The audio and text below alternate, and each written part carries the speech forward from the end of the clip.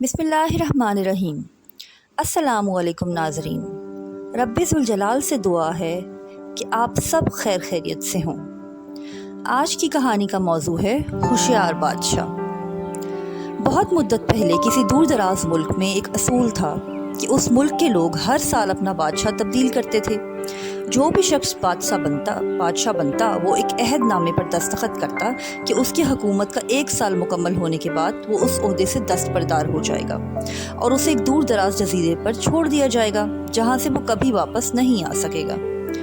جب ایک بادشاہ کا 1 سالہ دور حکومت مکمل ہو جاتا تو اسے ایک مخصوص جزیرے پر چھوڑ دیا جاتا جہاں وہ اپنی بقیہ زندگی گزارتا۔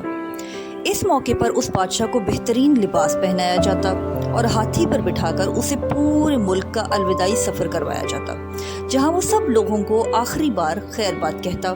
وہ بہت ہی افسوسناک اور غمزدہ لمحات ہوتے اور وہاں کے لوگ بادشاہ کو اس جزیرے پر ہمیشہ کے لیے چھوڑ آتے۔ ایک مرتبہ لوگ اپنے پرانے بادشاہ کو جزیرے پر چھوڑ کر واپس آ رہے تھے تو انہوں نے ایک ایسے سمندری جہاز دیکھا جو کچھ دیر پہلے ہی تباہ ہوا تھا، اور ایک نوجوان آدمی نے خود کو بچانے کے لیے لکڑی کے ایک تختے کا سہارا لے رکھا تھا۔ چونکہ ان لوگوں کو ایک نئے بادشاہ کی بھی تلاش تھی، لہٰذا انہوں نے اس نوجوان شخص کو اٹھا لیا اور اپنے ملک لے گئے اور اس سے 1 سال کی حکومت کرنے کی درخواست کی۔ پہلے تو وہ نوجوان نہ مانا، لیکن پھر وہ 1 سال کے لیے بادشاہ بننے پر رضامند ہو گئے۔ وہاں کے لوگوں نے اس بادشاہت کے تمام اصول اور طریقے سمجھا دیے اور یہ بھی بتایا کہ 1 سال کے بعد وہ اسے فلاں مخصوص جزیرے پر چھوڑ آئیں گے۔ بادشاہت کے تیسرے دن ہی اس نوجوان بادشاہ نے اپنے وزیر سے کہا کہ مجھے وہ جگہ دکھائی جائے جہاں گزشتہ تمام بادشاہوں کو بھیجا گیا تھا۔ نئے بادشاہ کی خواہش کا احترام کرتے ہوئے اسے وہ جزیرہ دکھانے کا اہتمام کیا گیا۔ وہ جزیرہ مکمل طور پر جنگل تھا اور جنگلی جانوروں سے بھرا ہوا تھا۔ ان جانوروں کی آوازیں جزیرے کے باہر تک سنائی دے رہی تھیں۔ بادشاہ جائزہ لینے کے لیے تھوڑا سا جنگل کے اندر گیا اور وہاں اس کو پچھلے تمام بادشاہوں کے مردہ اور ڈھانچے پڑے نظر آئے۔ وہ سمجھ گیا کہ بہت جلد اس کا بھی یہی حال ہوگا اور جنگلی جانور اس کو چیر پھاڑ کر کھا جائیں گے۔ ملک واپس پہنچ کر بادشاہ نے مضبوط و توانا جسم کے 100 مزدور اکٹھے کیے، ان سب کو اس جزیرے پر لے گیا اور حکم دیا کہ جنگل کو 1 ماہ میں مکمل طور پر صاف کر دیا جائے، تمام خطرناک جانوروں کو مار دیا جائے اور سب فالتو درخت کاٹ دیے جائیں۔ وہ ہر ماہ جزیرے کا دورہ کرتا اور کام کی خود نگرانی کرتا۔ پہلے مہینے میں ہی تمام جنگلی اور خطرناک جانوروں کو جزیرے سے نکال کر مار دیا گیا اور پھر بہت سے درخت بھی کاٹ دیے گئے۔ دوسرے ماہ تک جزیرہ مکمل طور پر صاف ہو چکا تھا۔ اب بادشاہ نے مزدوروں کو حکم دیا کہ جزیرے پر مختلف مقامات پر خوبصورت باغات تعمیر کیے جائیں۔ وہ اپنے ساتھ مختلف اچھے اور سود مند جانور، مرغیاں، گائے، بھینسیں، بطخیں اور بھیڑیں وغیرہ بھی جزیرے میں منتقل کرتا رہا۔ تیسرے مہینے میں بادشاہ نے اپنے مزدوروں کو حکم دیا کہ ایک شاندار گھر تعمیر کریں، اس جزیرے پر ایک بڑی سی بندرگاہ بنائی جائے۔ گزرتے مہینوں کے ساتھ ساتھ وہ جزیرہ ایک خوبصورت شہر میں بدلتا جا رہا تھا۔ وہ نوجوان بادشاہ بہت سادہ لباس زیب تن کرتا اور اپنی ذات پر بہت کم خرچ کرتا۔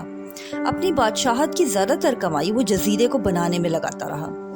10 ماہ گزر جانے کے بعد بادشاہ نے اپنے وزیر سے کہا کہ میں جانتا ہوں کہ 1 شام بعد مجھے جزیرے میں چھوڑ دیا جائے گا، لیکن میں بھی ابھی سے وہاں جانا چاہتا ہوں۔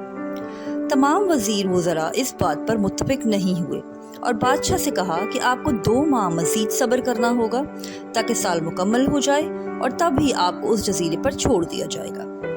بالآخر 2 ماہ مکمل ہو گئے اور بادشاہت کا 1 سال ختم ہو گیا۔ حسب روایت وہاں کے لوگوں نے اپنے بادشاہ کو شاندار لباس پہنایا اور ہاتھی پر بٹھایا تاکہ وہ اپنی رعایا کو خیر آباد کہہ سکے۔ خلاف توقع یہ بادشاہ اپنی الوداعی تقریب پر بہت ہی خوش تھا۔ لوگوں نے اس سے پوچھا کہ اس موقع پر تمام گزشتہ بادشاہ تو رو رہے ہوتے تھے لیکن آپ ہنس رہے ہیں، آپ کے اس قدر خوش ہونے کی وجہ کیا ہے؟ اس نوجوان بادشاہ نے جواب دیا، تم لوگوں نے داناؤں کا وہ قول نہیں سنا ہوگا کہ جب تم ایک چھوٹے بچے کی صورت میں اس دنیا میں آتے ہو تو تم رو رہے ہوتے ہو اور باقی سب ہنس رہے ہوتے ہیں۔ ایسی زندگی جیو کہ جب تم مرو تو تم ہنس رہے ہو اور باقی دنیا رو رہی ہو۔ میں نے ایسی ہی زندگی گزاری ہے۔ جس وقت تمام بادشاہ محل کی رنگینیوں میں کھوئے ہوئے ہوتے تھے تو میں نے اس وقت اپنے مستقبل کے بارے میں سوچا اور اس کے لیے لائحہ عمل تیار کیا۔ میں نے اس جزیرے کو ایک خوبصورت رہائش گاہ میں تبدیل کر دیا ہے، جہاں اب میں اپنی باقی زندگی نہایت چین، آرام و سکون سے گزاروں گا۔ اس کہانی سے یہ سبق ملتا ہے کہ ہم اپنی یہ چند روزہ دنیاوی زندگی کیسے گزارتے ہیں۔